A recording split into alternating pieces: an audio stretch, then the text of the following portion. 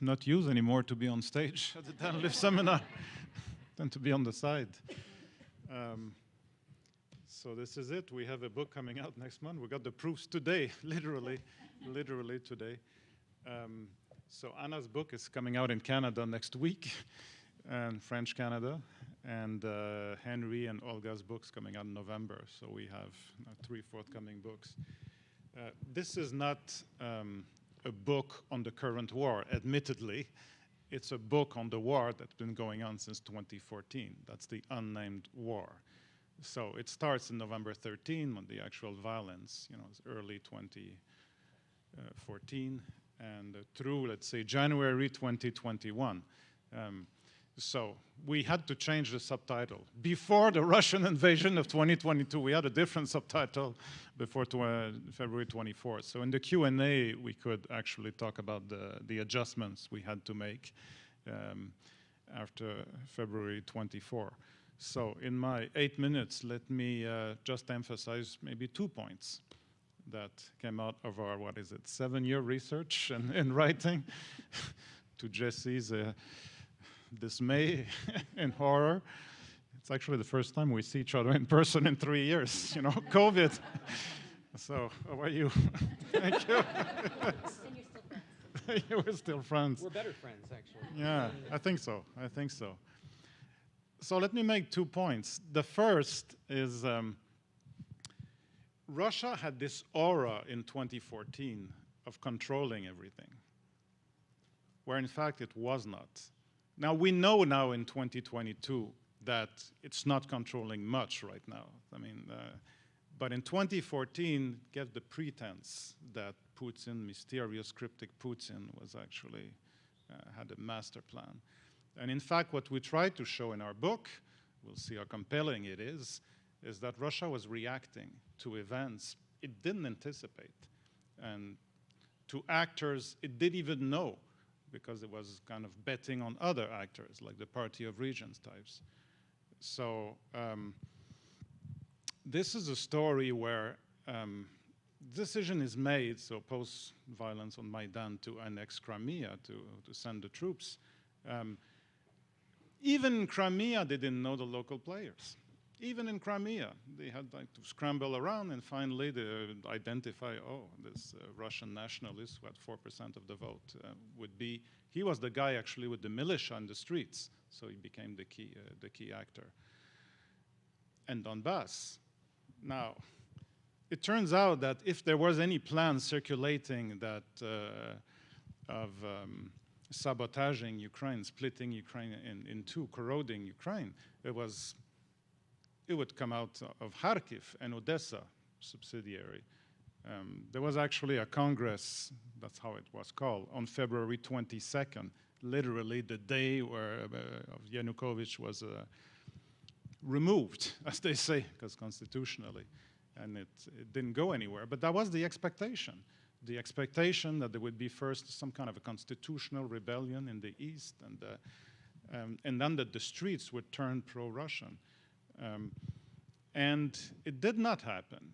So you had a succession here of events where Russia was improvising all the way through sending regular troops at the end of August, facing essentially, and that's obviously night and day from 2022, an army that wasn't much of an organized army, but you had the volunteer battalions that were facing the Russian army, and that didn't work. So that ended kind of the dynamic war.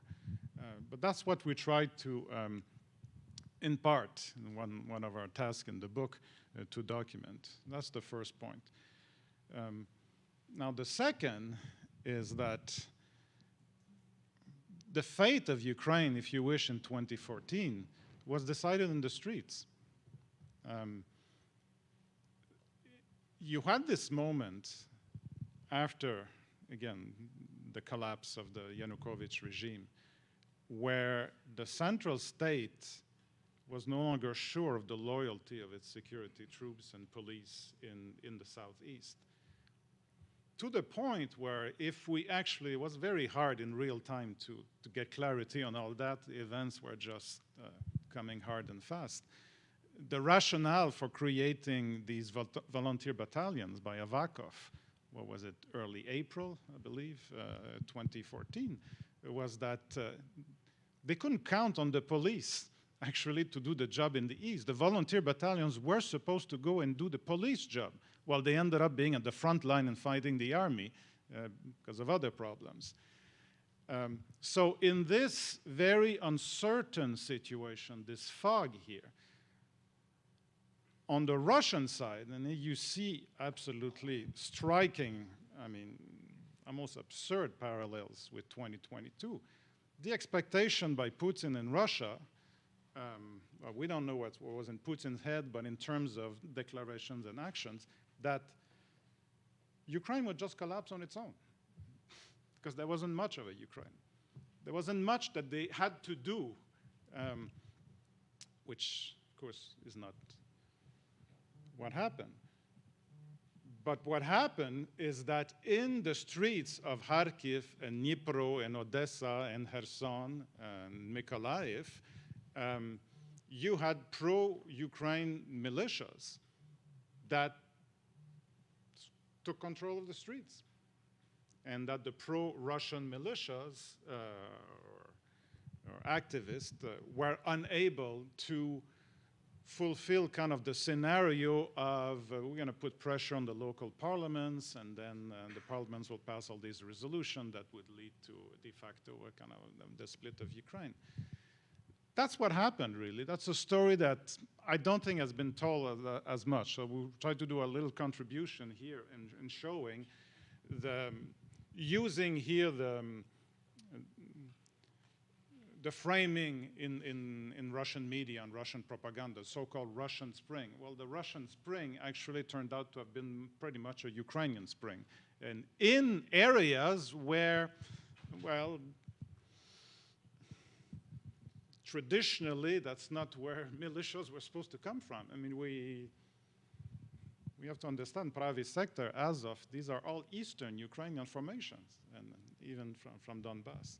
So the one area, the one territory, it's not the whole territory, but let's call it Eastern Donbas, where you had real clashes between pro-Ukrainian and pro-Russian forces in the street, turned out to be at the disadvantage of the Ukrainian forces, which then eventually had to go to kind of border oblast in order to organize as battalions and so forth and come back and fight. So in that sense, the expectation that half of Ukraine would fall, of course, was not realized. But it was not realized. We talked a lot about today the strength and kind of civil society and so forth, is that in spite of this moment of state weakness, basically the street prevailed, with this one exception in the East, which is quite controversial because that's where the war actually started, without being named a war. I mean, of course, Russia called it a civil war, but Ukraine called it an anti-terrorist operation. So again, the word war was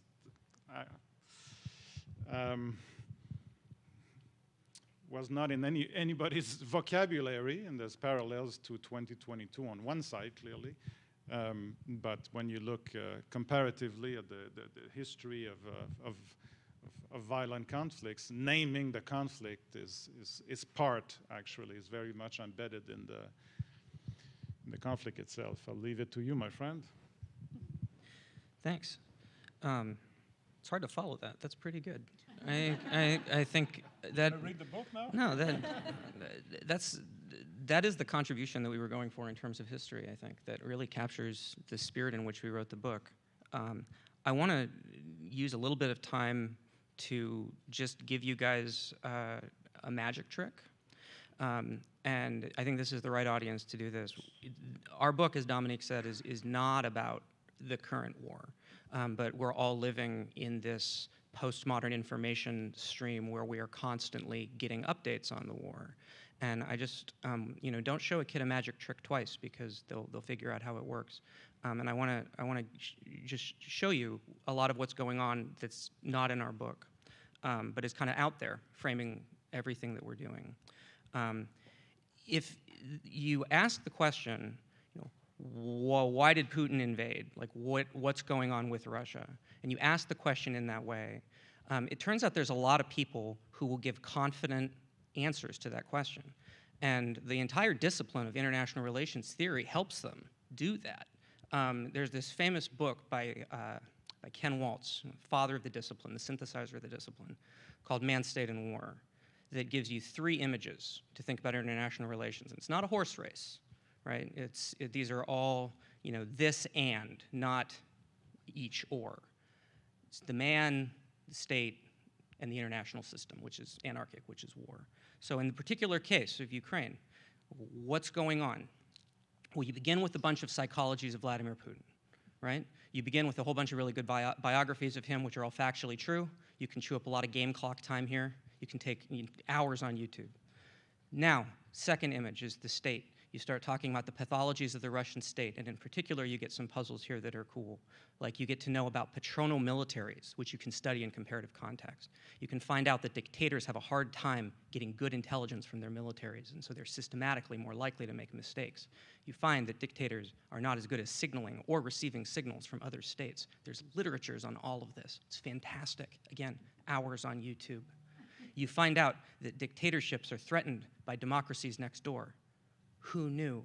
Okay, now you've got the war part of it, interstate war. Could be that Russia's sphere of influence is shrinking rapidly. Could be that there were some arms control successes that actually left Ukraine a little bit more vulnerable than it would have been otherwise. Could be that there were some disappointments in terms of multilateral creation of an international system sometime between 1992 and 2022. Could be, right? There's just a wonderful set of debates that you can have there, and you can end up sounding very, very wise about what happened in 2022 without once mentioning a mumbling word of what Dominique said, right? All of the Ukraine variables that are relevant to the people in this room might only be relevant to the people in this room, for the most part, and a small number of other people, relatively small on a global scale. 40 million Ukrainians, 10, 20, 30, 40 other million people who are paying real close attention to the kinds of things that Dominique talked about, and maybe that's it. It's like 70 million tops, and I hope you all buy our book. Thank you very much.